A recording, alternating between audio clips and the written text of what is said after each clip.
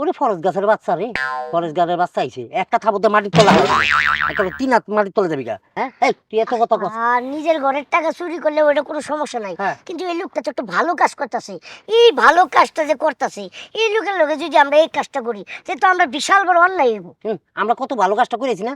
হ্যাঁ, আরে জুয়া খেলা মানে বুঝস কবিরা গুণা, এই কবিরা গুণাকে আমরা যদি করে আইতারি তাহলে এইটাও করতে পারবো। হন একটা কথা মনে রাখবি, কি লোকটা নামাজ পড়তেছে বুঝছ না যা? এই অনেক কম করে না হইলো 7-8 লাখ টাকা আমরা টানা 1 বছর কাজ খেলতাম। মানুষ প্রত্যেকদিন 5,000 করে খেলবো, আর 5,000 খেলে যাই যাবো তাও তো না জিতবো।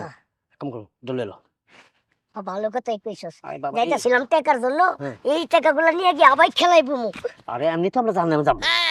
আমরা তো যেই হারে কবিরা গুণ করছি, আমরা জাহান্নামী নাম্বার হিসাবে থাকবো 1 নম্বর। এটা কইটা না আরো 1 নম্বর এলাম। সুন্দর করে কয়ে লইছে।